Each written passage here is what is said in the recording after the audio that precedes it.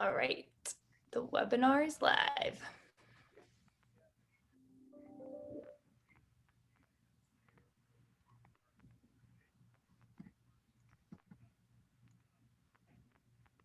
Hi, everyone. Thank you for joining us today. We're going to get going in a minute or so. We're going to let people hop on from their last meeting, grab some lunch, and we'll kick it off. But as you saw in the chat, please feel free to chat in where you're from. We love seeing the variety of locations that everybody is in right now. So chat in where you're from, what you do, and we'll get going in a minute or so, like I mentioned.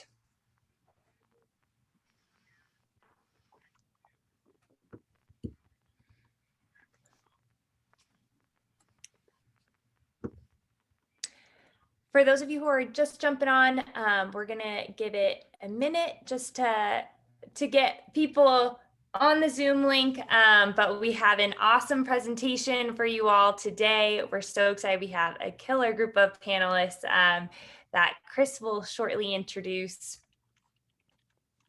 Feel free to chat in where you're from.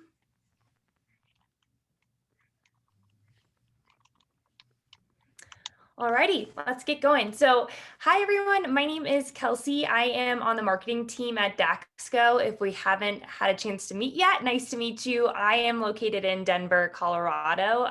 Again, chat in where you're from. We want to know.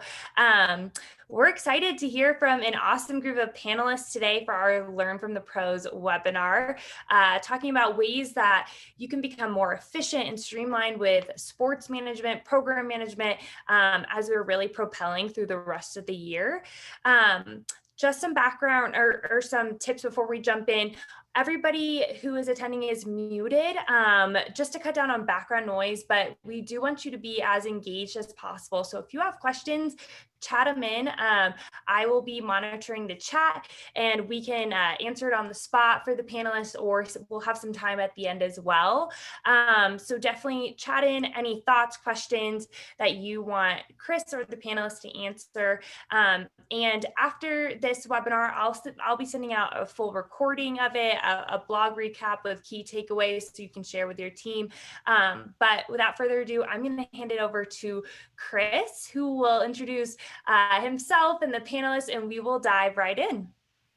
Yeah, thanks, Kelsey. Really appreciate that intro, and really excited to talk to the group today about sports. Right, I feel like it's been a long time coming. We've been kind of watching the market now in the terms of the YMCA and nonprofit space, and we're seeing that it seems like youth sports are starting to rebound, relatively quickly, or even quicker than other programs. So that's great to see, and really that's like what we want to talk about today is the ways in which Playerspace is making it easier to run sports programs, and tips and tricks to do so as you're getting prepared for fall sports. So we've got a great panel today. For those of y'all that don't know me, Chris Capone, I'm the sales director on the Playerspace side at Daxco. I've been with Playerspace now since its inception. So some of y'all have seen me and talked to me over the years. And if so, welcome back. And we have a great panel today. So I'm actually going to let them introduce themselves, Kelsey, just because I feel like I usually get a little long-winded here. So panel, feel free to introduce yourselves to the group, and then we'll kind of get going. I'll go first. I'm Curtis Carlson. I am the athletic specialist with the city of Covington in Washington. So I work in the Seattle metro area. I have background in the YMCA, working with the Treasure Valley YMCA in Boise, Idaho. And then from there went to the YMCA of Middle Tennessee and Nashville, Tennessee, before moving back home to the Great Northwest. I'll go next, Curtis. My name is Patrick Bryant. I'm the Executive Director of Sports for the YMCA in San Antonio, Texas.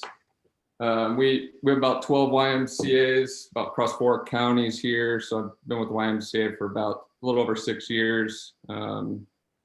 Record goes back with time of Special Olympics, college athletics, long history of working with sports. I'll jump in next. My name is Garrett Brosma. I am an Associate Vice President of Operations, overseeing sports and aquatics for the Valley of the Sun YMCA out here in Phoenix, Arizona. I've been with this organization for about 5 years, and before that worked in with Playerspace in the Miami YMCA, and actually started my career as a sports director in the Fort Worth YMCA Association. So 10 years altogether, working in sports the entire time. Perfect.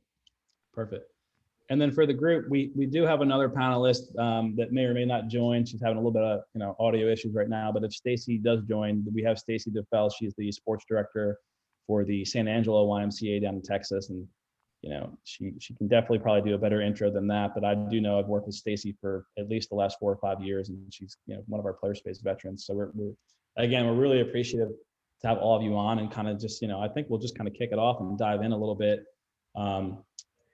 For the group. So, like you heard me say earlier, kind of what we're seeing right now is, sports having a pretty healthy and nice rebound this year from the shutdown last year. I think every season we monitor the numbers of Playerspace, and we see the registration totals are, creeping back a lot closer to where they were, around this time in 2019, which we think is awesome. And one of the things we want to talk about today as a group is the challenges that we hear and that y'all have probably experienced in your previous YMCAs that you worked at, and those challenges really coming in terms of sports directors not feeling equipped to really engage with their participants and parents and really focus on making that positive impact. And the reason for that we most often hear when we hear a sports director say they don't feel well equipped to do that is because they're just bogged down with administrative tasks, right? And so one of the way we kind of want to open it up for the group, for the panelists, is really for y'all to just speak to some of those manual processes that you used to resort to, that you had to do, that were bogging you down and keeping you from focusing on the program and making that impact prior to Playerspace. Like, what were some of those painful things that you had to do before you had the software? I'll jump in there, Chris. I remember the good old days of getting individual registrations and having to stack them and by team and paper clipping coaches to them and keeping them organized in folders, 12, 13 years ago, and building schedules with scratch paper and whiteboards and communicating. I remember back when I used to have to communicate to the masses, having to pull emails from one system and create a Word doc in order to quickly copy and paste, all these different avenues I had to create for myself prior to having a system that managed a lot of that for us now. Yeah, Patrick, I'll jump in there as well. I mean, there's, items of, front desk communication too. I remember having to put, binders at the front desk of every team's individual roster, the game schedules corresponding with it. I mean, the administrative task work that happened because, we didn't have that level of technology. And then, so front desk gets a phone call and they go right through that binder, rifling through, trying to find the kid's name. I mean, it was, you could be the most organized person and it always felt like it was a disaster. So, that's one of the manual processes that I don't miss by any means.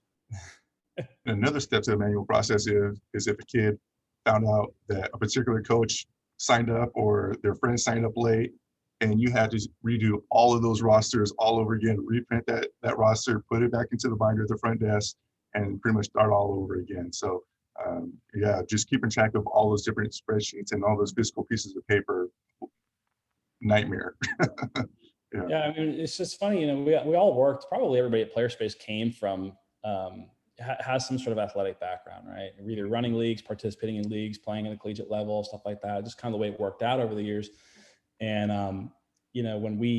I remember the early days when we were building out the software, it should have been like 2010, 11, and 12, we spent a lot of time visiting YMCAs, and we spent a lot of time visiting our local YMCA actually in Wilmington, North Carolina. And it's bringing me back because it's what y'all are describing is what they used to do too, right? They used to have filing cabinets full of all their paper registration forms, and then they would spread them out on the gymnasium floor. And that was their process for rostering, was trying to match, on the gym floor, like creating piles. Okay, this is going to be a team. Wait, no, we found on this kid's form he doesn't like this kid. So they were moving them around constantly. And, those are just the things where, again, and maybe y'all can even speak to examples of this that you've encountered. It's just what it does. It just takes you away from, what you're trying to accomplish, which is you're trying to make sure that those kids are having a good time, that you're creating the best experience for them. They're learning skills, they're making friendships. You're trying to make that impact. And my guess is that you just couldn't do that, right, with these tools that you have now. I think one of the things that, Chris, that we talk about with our sports directors from the good old days, and some of our sports directors obviously don't, know of those days, but I think it's really important to know that, a sports directors doesn't work any less now because of the technology, but they get to turn their attention and focus to that experience a lot more. So if you're currently dedicating 90% of your time to administrative tasks and only 10% to either marketing your program or building relationships with coaches and parents and kids, that dichotomy will change a little bit. Again, you're probably not going to work less, but you're going to shift that focus to a 50 or 60% administratively. And you get to think creatively about your program as well, right? What's going to make Saturday special in your organization when a kid or a family shows up, and what makes them want to come back season after season for that type of experience? I think that's the biggest takeaway that I've had from, years ago as a sports director to now, being able to focus more on that than, again, placing the rosters around the gym and all those kinds of, tough tasks.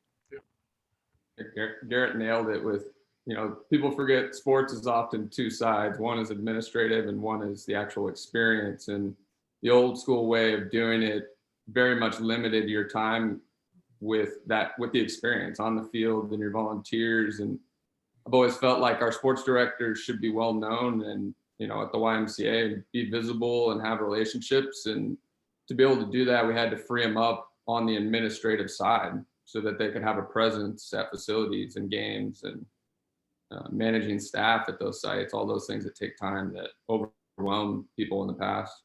Yeah. Absolutely. So we talk about, I think everyone, we've got to have an idea now in terms of like the manual work and the pain associated with that, and kind of the opportunity cost that where you're not spending that time focusing on the participant or member experience, or in some cases they're prospective members, right? And so like that's really like your first opportunity to engage them at the why about what your brand is all about. So to take that to the next level, so we know about all those ways that you used to have to do things with the old way, so to speak. So what are some of the ways that y'all are using Playerspace, like the tools in Playerspace, to make those, labor-intensive processes more efficient, right? Like practical uses.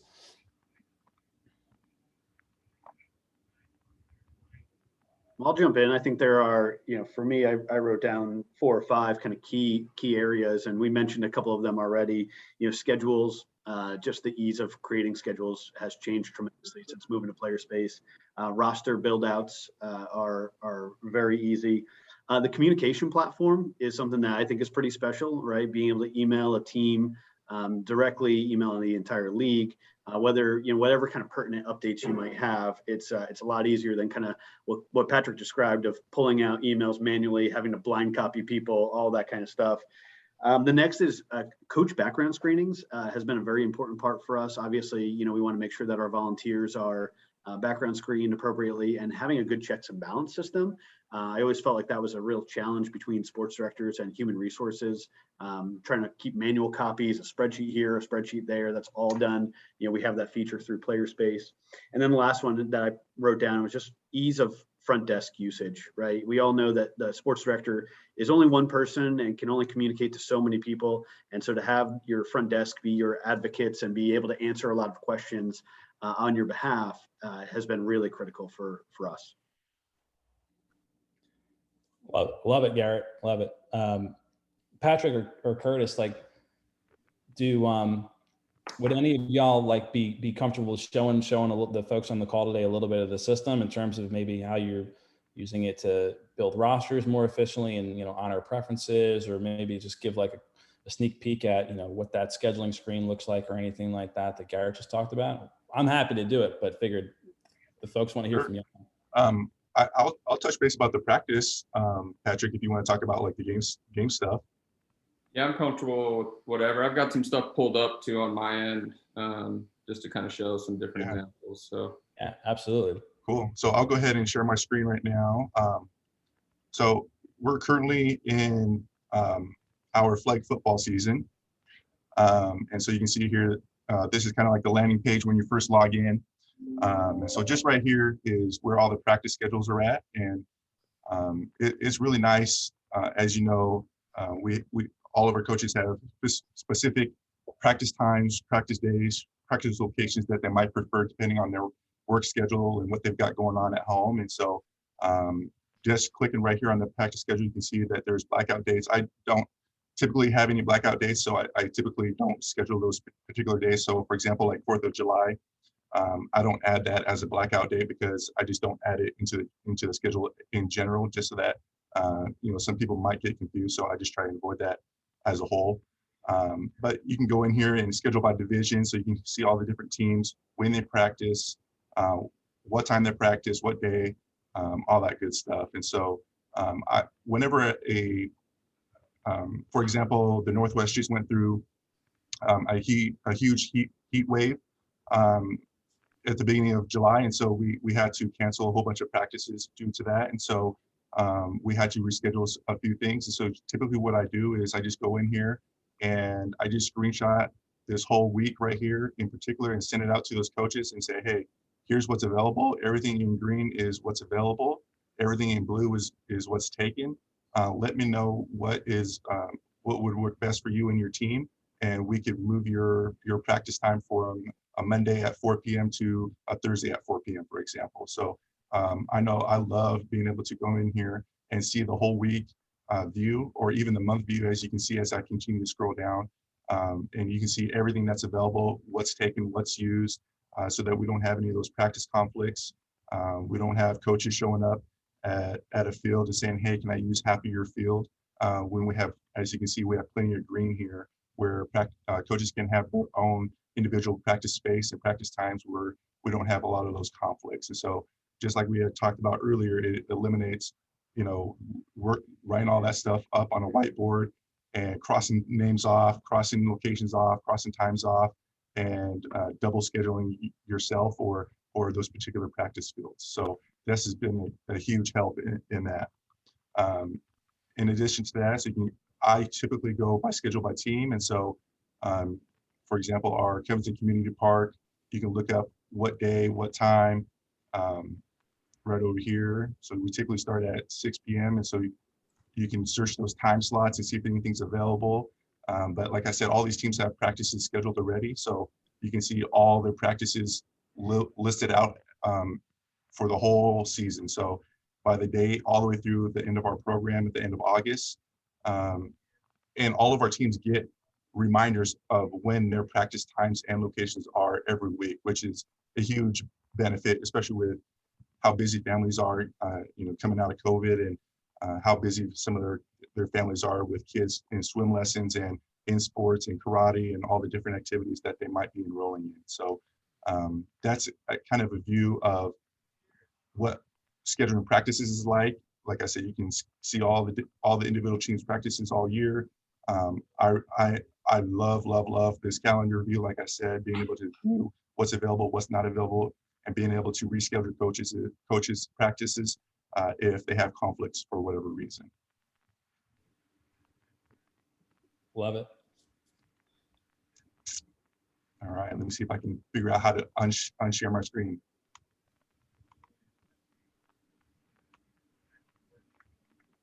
So Patrick, while he's figuring that out, so maybe like an extension of talking about practice schedules, anything that you want to share in terms of how you're using Playerspace now, in terms of, I'm thinking more in terms of like roster management, coach management, game scheduling. We're definitely going to talk about communication here in a little bit, but usually when we talk to a sports director that doesn't have Playerspace, if we were to ask them, and it's kind of a rhetorical, but if we were to ask them what the things that they struggle with the most from just an admin perspective, It's usually rosters, scheduling, and communication in some kind of order. Mhm. Yeah, I think an important theme with all of this, keep in mind, is kind of like what we were showing with practice, how all that stuff we used to have to write out and make Excel sheets for. So it improves the organization, but as you're doing all of this, the beauty about the system is when you publish and upload things, it's accessible from the other side. So the user side, that you used to have to create all this stuff and then have to share it out, right? And make sure everybody got access, where now, it's one and the same. So it's been very beneficial. And I'll touch base on some coach and team building advantages for the group. But, like I mentioned earlier about building teams by paper, and, everything's in digital now, where your players are uploaded. And the beauty about having it like this is you can organize requests better than you ever used to be able to do when it came to team building. I think that's a big advantage to this system is, we take coach requests, player requests, addresses to try to, bring kids to the same schools to play on the same teams. That's just how we prefer to do it. And having a system to have all that laid out, and for my directors to be able to build teams appropriately has been awesome. And we talked about the risk management earlier as well. That's a big advantage to this system.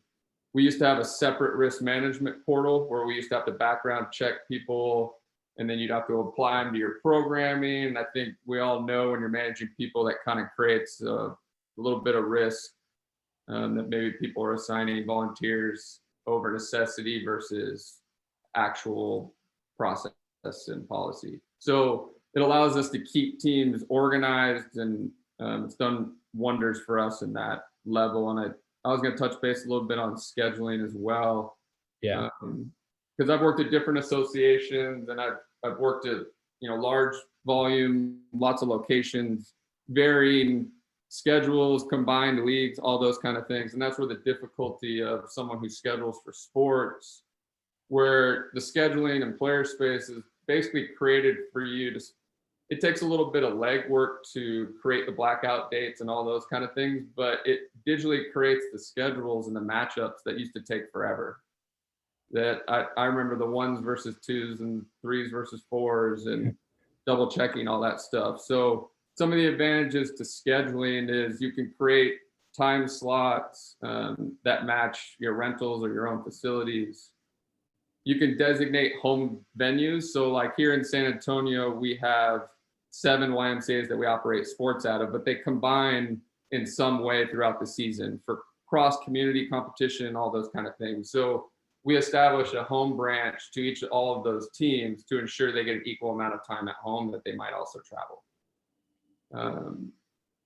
And that's where a lot of the team blackouts, this is where you can fulfill coach requests. Maybe, in San Antonio, we're military city. So we have a lot of families that have to do military leave, and sometimes they're not available. And we're able to black those out at the beginning of the season so that we do things like double headers on other dates to help out some of our volunteers, where you can control where and when teams can play based off of their requests. Things that you couldn't necessarily do in the past when you were doing everything manually.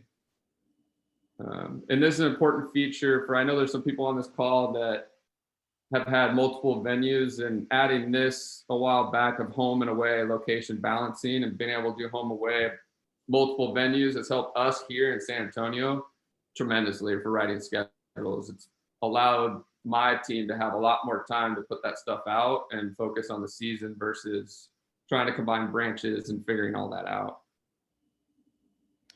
Yeah, I mean, like, because if you and like to even expand on some of the things that you were just talking about, like, one of the things that you said, which is true, but also intentional, there's a little bit of setup work, right? Like when you're doing a schedule, if when you were going through the screens, it's like you can kind of see how we stepped it out. We give you like steps 1 through 5. And that's by design, because there's a lot that goes into a schedule, especially for some of your programs that are a lot larger. You're pulling in teams from multiple venues. You are dealing with coaches that have maybe coached with you for a long time, and every season you get those phone calls from somebody like me that says, I'm happy to coach, but these weekends I got to be gone by 10 o'clock because we have to drive out of town for a wedding. Or even on the screen that you're on, there's like a coach conflict tool, right? So maybe you have, it's hard to get coaches, just general statements, hard to get coaches, right? So maybe you have the same coach that's coaching more than one team in different age groups or different leagues. That's why you've got our coach conflict tool, so that you can basically tell the system how you want to treat that.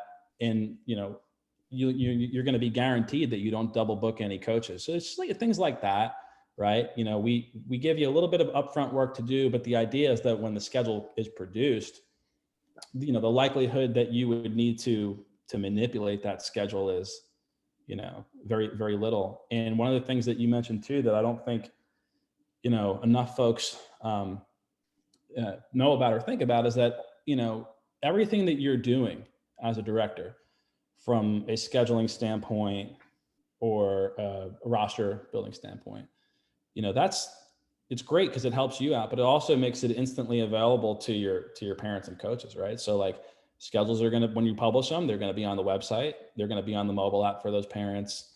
Coaches are going to get rosters so they can see the schedule. They can communicate with the parents. So it provides like a level of transparency into the process that, maybe y'all didn't have before, which is, really exciting, I think. So one of can you, and also I wrote this down, Patrick, when you were showing something on your screen. Can you go back to that team building screen real quick? And click on the add coach button. So I think because Patrick and Garrett, y'all both have the risk management module on Playerspace. So one of the things that you'll see when this pops up is that you can kind of get real-time insight into the status of your volunteers, right? If they've passed their background checks, if they're under review, if there's a fail. And if you're on the call and you're a larger why, see, that's a great example. You've got some folks here, that don't meet the requirements yet for whatever reason. This is the kind of checks and balances, I think, Patrick, that you were talking about, right? Yeah, for me, it's super important that my staff doesn't have, that they have the tools to ensure that they're doing the right things. And doing it this way means no one can have access to any child or family's information without being officially cleared. Yeah. Which is a huge advantage when you're working with youth. That's a policy that we deem very important. So. Yeah, because I think, we saw this, Garrett, I remember with Valley of the Sun in particular years ago, before that got implemented into your account. I remember the ways in which it used to be done. It was kind of done offline, and it just, from a risk standpoint, obviously there's a lot of liability there. And then also it's just not efficient, right? If you're managing your volunteers on paper, but you use a software to build rosters, or if you use two different software systems when you could use one. And it really, I think one of the things that it did in Valley of the Sun, if I recall, Garrett, was that there's even reports now that we've built that would allow y'all from a high level to identify, if the season started and there's teams across the association at one of our branches that don't have a head coach assigned, then that gives you an opportunity to investigate that further, because maybe somebody was added outside the system, right? So it's a great auditing tool. Yeah, and I think for me, when I got here, one of my first questions is, are we at 100% background screen for all of our coaches? And I just got a bunch of blank stares back, right?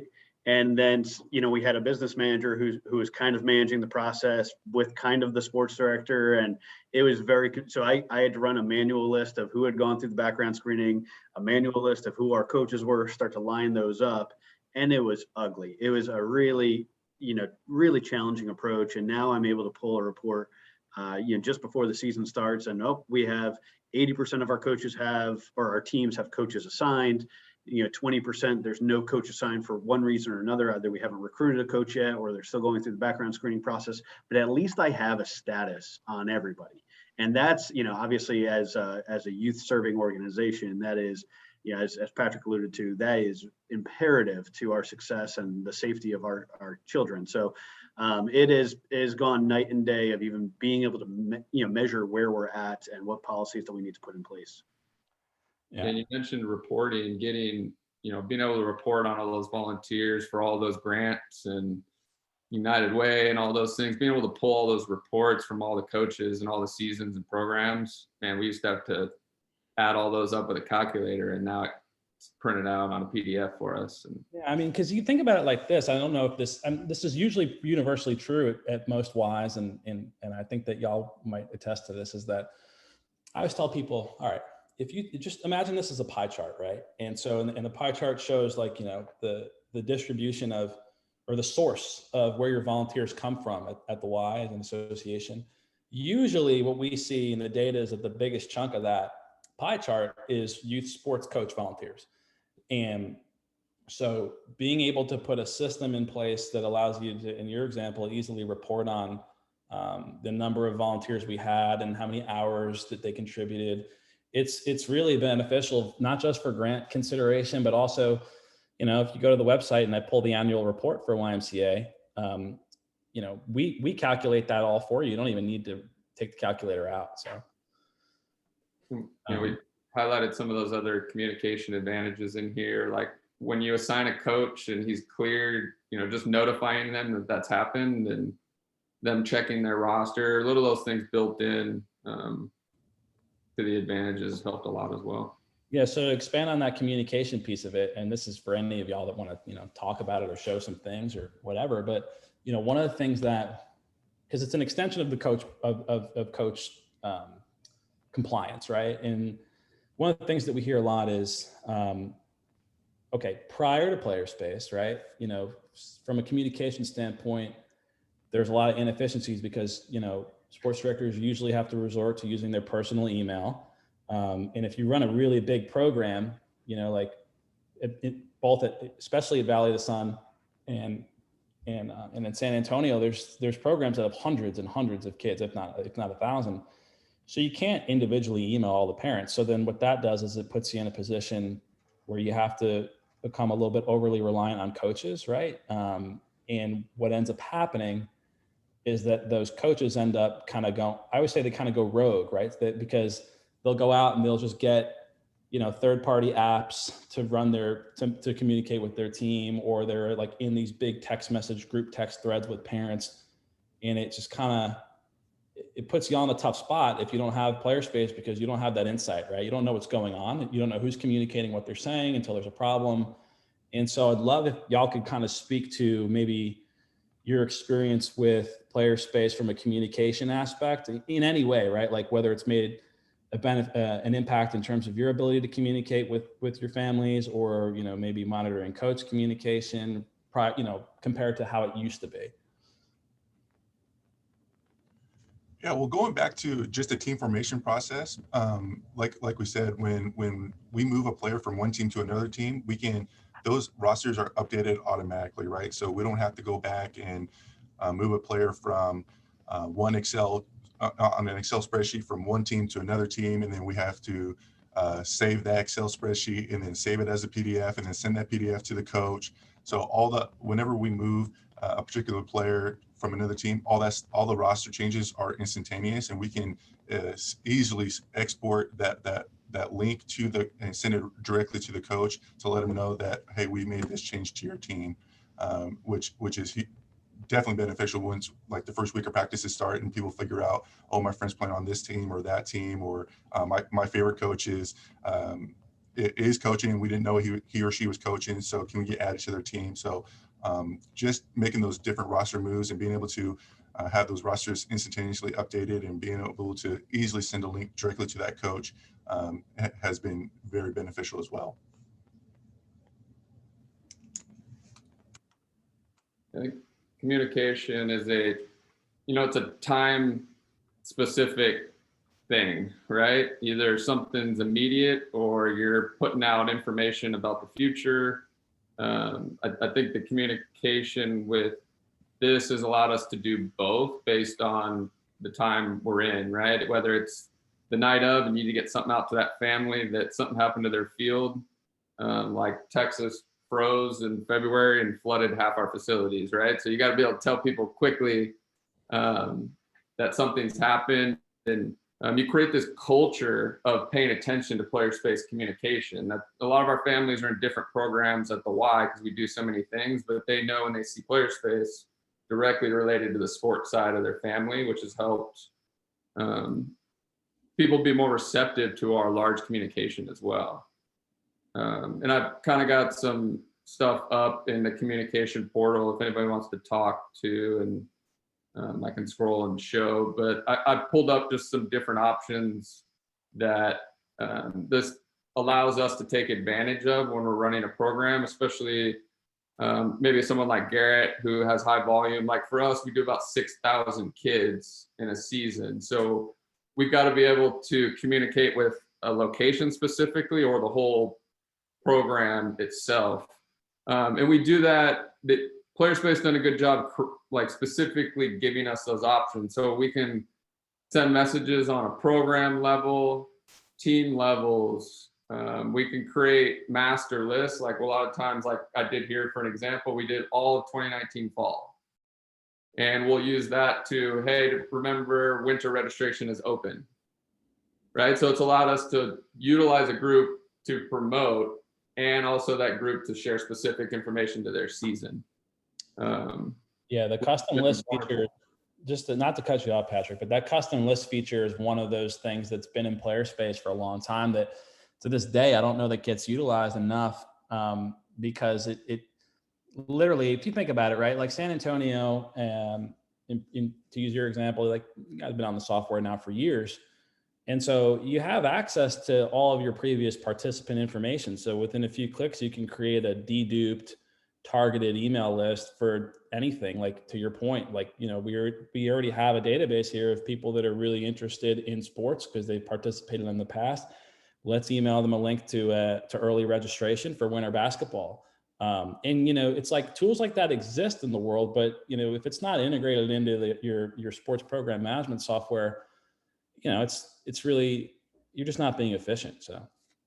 Yeah, here's a good example of, we basically send messages out from two different avenues. One is, you know, the association parent level, and then one is the actual program specific. So I'll kind of show you what we do from the parent level. So you have the option to look up program message history. So I can see what my other staff are sending out. I can review language used, all that kind of stuff. So you can see we have different topics. We have welcomes, fall registration, clinics are canceled. You know, we have different things, and you can see here how the different recipients were based on the different type of message we needed. Did it need to go to everybody or individuals? And we're able to do that in 5 minutes versus an hour and a half 15 years ago. Yeah, and you can even see like who opened it. Yeah, so that's something big too. Like you always have. I remember when we ran leagues, like every season there's one parent that's just adamant that they're not getting communicated with, and it's like, you know, that they might be embellishing that a little bit, and you just, so we can show, you know, even in the message, I mean, you can see, you know, literally the timestamp of when that person would have opened or clicked the link in your email, which, you know, or if it's bouncing, if you've got, that's the other thing too, right? Like the thing that it allows you to do is it gives you insight to bad data. Sometimes people make registration transcription errors when they type their email in during registration online, and you wouldn't know about it if it didn't tell you. So,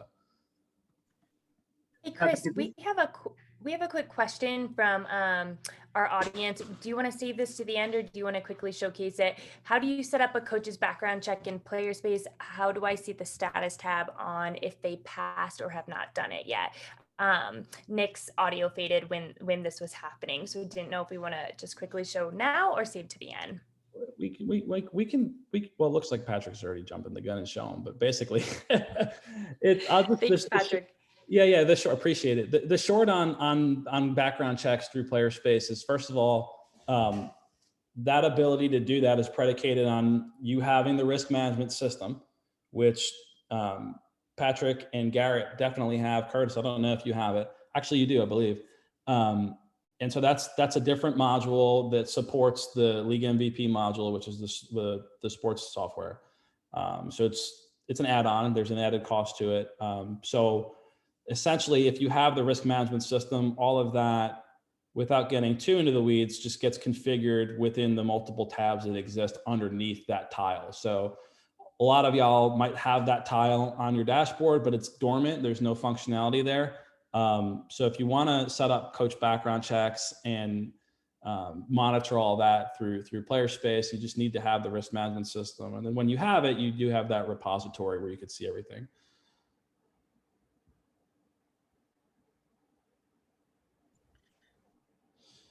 Patrick, as you jump back into this, I think one of the things I find very useful is in that message sent to inbox and players email, there's also a drop-down component where you can send an SMS message as well. And so being able to send a quick text to families, because I know that we have some unexpected issues that come up, right? If you're running outdoor sports and there's lightning in the area or there's a flooding of any sort, oftentimes parents won't see their email right away, but sending a quick text message to them is very effective. And so that's one of the features that I think we've really enjoyed during, especially during the COVID timeframe. And if you guys all remember to March of last year, I mean, that was a nightmare trying to figure out that week that it was like, oh my gosh, are we being shut down? Are we not? Are we doing practice tonight? Are we not? You know, having that instantaneous communication. I know we were making some fast decisions on the fly with trying to just figure out, you know, what was going on in our community with the pandemic coming along and having to send those quick messages out. It was really helpful to have this ability and this communication platform. It's a great call, Garrett. You know, and so, you know, some of the things I think, Patrick, that you're sharing right now on the screen. One thing that I want to point out for the group, and then feel free to show whatever you're about to. But one thing that, if you're on the call and you're from a YMCA, one of the things that we've done with Playerspace is 100% brand compliance. So any piece of communication that would get sent out from the software to the parent, whether it's something that y'all manually type up or a template or something automated, that's going to be brand compliant, right? So if you do no design to the email whatsoever, it's going to be delivered with the Y logo, your program name, all the font is already out of the box brand compliant. So all those things that, you know, make it difficult to use a third-party communication system, let alone a sports program management system. It's little things like that make it a little bit easier. So the other thing too that I'll just point out, because I definitely want to, unless y'all feel real strongly about some more communication tools, I want to talk a little bit about like the member services and front desk experience. But one other thing I'll just point out, and Patrick, I believe you said something about it when you were talking about program message history, is you can track and monitor the message history between the parents and between the coaches and the parents, right? So it's like when we talked about earlier where, you know, without a system like Playerspace, what ends up happening is when I say coaches go rogue, they go download another app or something, and then y'all lose that insight. Whereas with Playerspace, not only can you track what your staff are sending, but you can track what those coaches are sending, which matters for a number of reasons. And honestly, not even just to make sure that they're compliant or they're using appropriate language, but sometimes it's just, you know, when you have your coaches meetings, one of the first things that, you know, we used to say to coaches was we would stress the importance of regularly communicating with the team, because they're the first, you know, they're like that first layer. So if they're not communicating effectively or even, you know, frequently to the parents, it just ultimately looks bad on the Y. So you can see which coaches are sending messages out, because maybe you don't want that coach coming back next season. So that's just a great feature.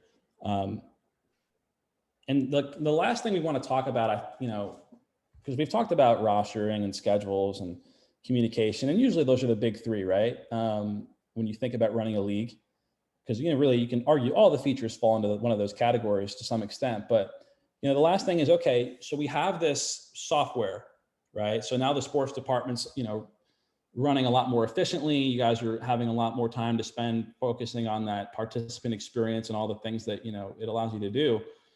And so what we've seen in the past is without a system like this, it actually puts more pressure even on your front desk and member services because, and I mean this in the nicest way, y'all are never in your office, right? So it's like when a parent calls or somebody shows up in the facility and they have a relatively basic question about the program, are games still on today? Hey, I'm online registering right now and I don't know who my coach was last season, but I want to request that person again because we had a great experience. Or, like any kind of, most of the time, the front desk is not in a position to answer that person or to provide the information.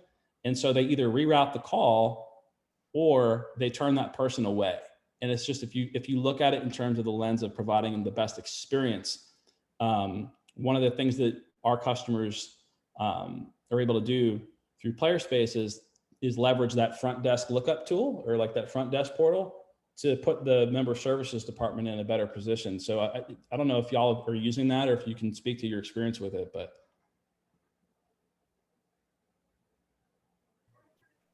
I think that's one of the best benefits and features that we utilize. And yeah, to your point, right? If you have a quality sports director, they're going to be running around making, building relationships out in the community, et cetera.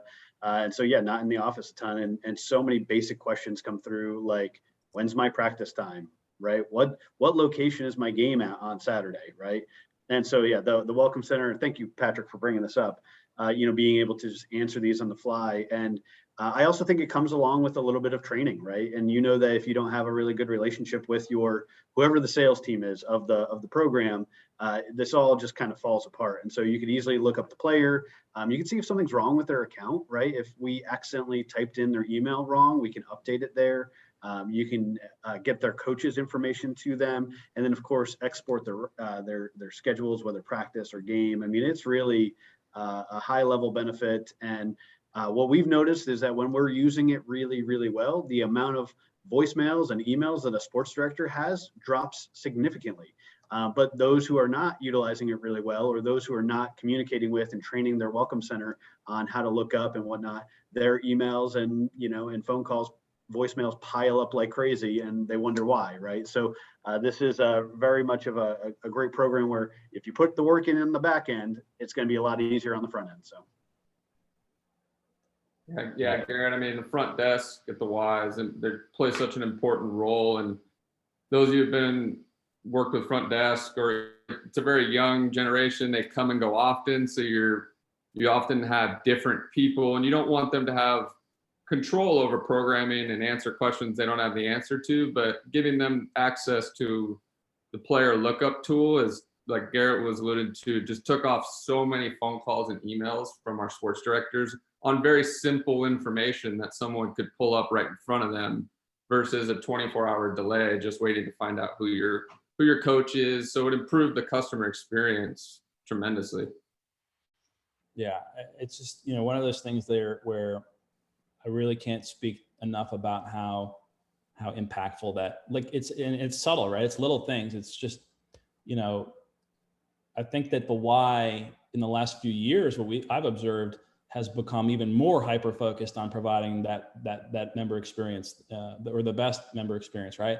Because it's so important. A lot of I don't know if y'all have data on this, but we did a white paper years ago around sports, and the percentages fluctuate. Like, I've seen it as high as 60, I've seen it as low as 20, but usually somewhere in there of the percentage of your program participants in sports that are not facility members, they're not YMCA members. And so the little nuances of just making it, enabling your front desk to provide the best experience go a long way, right? A lot of these parents, this is their first interaction with the YMCA. And so, again, when you provide consistent, clear communication, which is what they expect, we've actually got some cool data in that white paper that shows how that kind of translates into new members. So. But yeah, I think, as far as the webinar today, I mean, really, those are the things that we felt strongly about, wanted to highlight and talk about, in terms of, hearing from y'all on the front lines, really like, okay, this is kind of where we used to struggle. These are the processes we had in place. These are the new processes that we have in place because of Playerspace, and kind of just really speak to how it makes y'all more efficient, and puts you in a better position to focus on that impact. So from here, Kelsey, we can open it up for QA, or if any of the panelists, Curtis, Patrick, or Garrett want to talk about anything else that, you thought about during the webcast that we haven't touched on, like feel free to do that. Yeah, Chris, we actually do have a few questions that came in that I would love for the panelists to speak to. The first is, do you expect to see the same momentum for registrations in 2022? And what are you doing to prepare?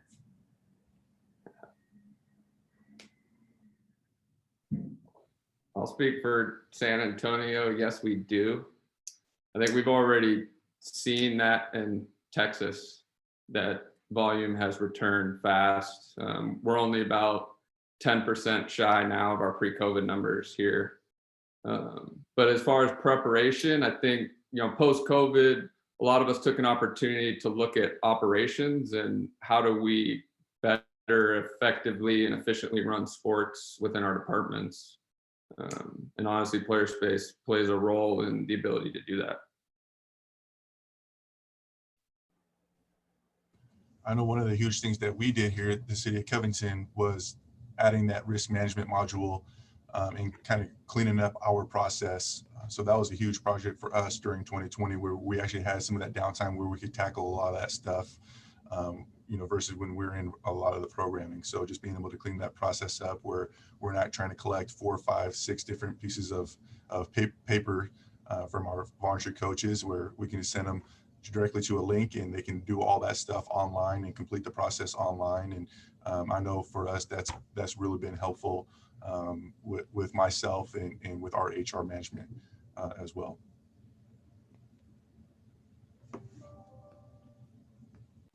Garrett, do you have any thoughts on next year, what that's looking like?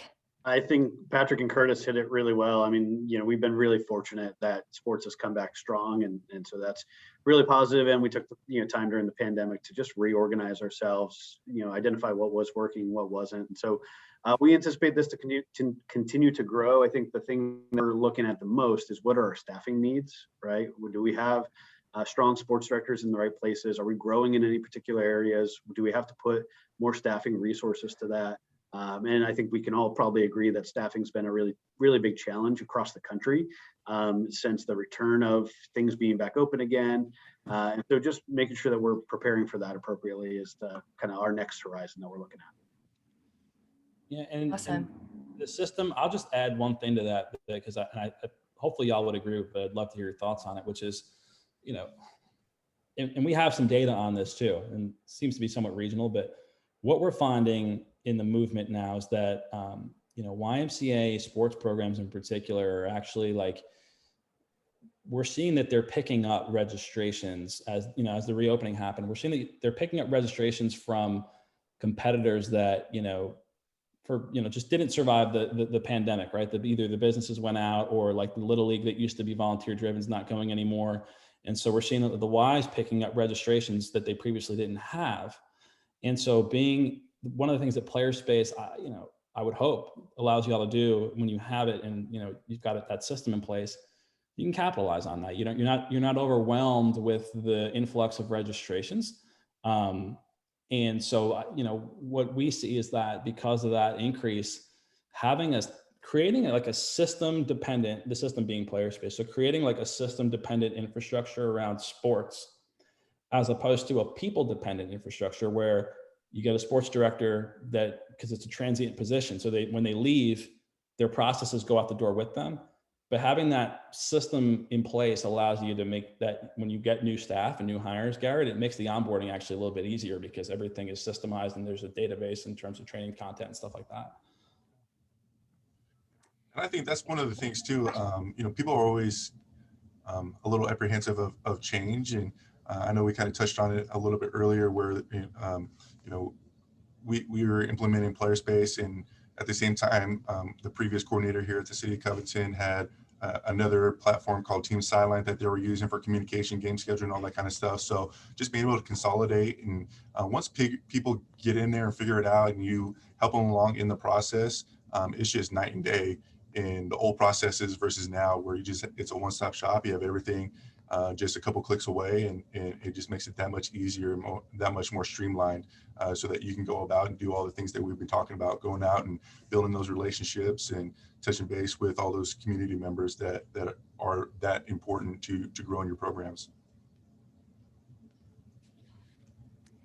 Thanks, Curtis. Go ahead, Garrett. I was just gonna say really quick, it's important to recognize what Curtis just said of like, if you're in a CRM of any sort, right? If you're not all in, you might as well be all out, right? And so it's got to be an organizational part of your culture if you do move to, Playerspace type software. If you're not all the way in it, don't even do it at all, because it's better to not do it than do it, right? Garrett, that leads to actually my next question. Curtis, you touched on it too. For those who don't have Playerspace in the system, how did you advocate to your leadership team that this was pivotal to have to help your organization? For those who might be learning more about it and just don't have it yet, did you guys find any struggles chatting with your leadership team to look more into Playerspace, or what did that process look like? Yeah, there's always learning curves, right? I know, but at the bottom of each one of those pages, I'm not sure if everyone noticed or not, but there's a Get Help tab, and it's easily where you just click on it, it pops up, and you're able to ask a question to a representative, or just even do webinars like this, where you're learning from various people from across the country who have been in a system, who have used it, and you get various tips and tricks from them, and what works best for them, what they would maybe improve on for the next season, whatever the case may be. But there's always learning curves, and it's just a matter of making sure that you're going through the process and you're asking questions. And like Garrett said, you're either all in or you're all out. It's a huge system, but I know for myself, using Playerspace for the last 5-6 years, that like I said, it's been night and day, and I just can't imagine ever going back and using some of the other platforms that I've used previous to this. Yeah, I think there's a cost added to every venture you take as a business. And, I think back to when we started Playerspace and sold it to our leadership team. I think it was pretty simple to say that the program quality improves so much that your retention level is worth the investment cost into the system. Because I think even though we all struggle with communication, I could say we're light years ahead of family access and communication than we ever used to be. And that's what we sold a lot of it to my leadership, that, hey, if we really want to provide program quality, this is something that will drive us to be able to do that. And we had another similar but different approach where we talked about our sports directors' time, right? And what they're spending their time on. And obviously it flows right into relationships with volunteers, program quality, et cetera. But we talked about the ROI on our staff. And yeah, there's a cost to having a software, but there's value in using our people in other places. And I'll tell you, our sports directors have been 10 times more helpful around the branches as well, just in other facets of the operation too, because they're not knee deep in piles of paperwork and emails and all that kind of stuff. Thank you, guys. If there are no other questions, I know we have a minute left and I want to be courteous of everybody's time. This was awesome. I really appreciate all of the panelists joining. Chris, I don't know if you have any last remarks. I will just say this recording and key takeaways and recap will be going out next week. So keep an eye out if you want to share with your team. But again, from everybody at DAXCO and Playerspace, this was awesome. And thank you so much for your time. Chris, I'll hand it over to you with any last words. I'm good, Kelsey. Again, I appreciate all of y'all for being on. I appreciate Stacey. She had some audio issues. She couldn't join and she typed in, but again, can't say enough how much we value the partnerships that we have with each one of y'all, and value the feedback, daily that we get in terms of areas that we can improve, because ultimately it just results in the best platform for everybody. So, keep the feedback coming. Again, thank you for the support over the years, and I hope y'all have a great rest of your day. Thanks, Thanks, everybody. everyone. Take care.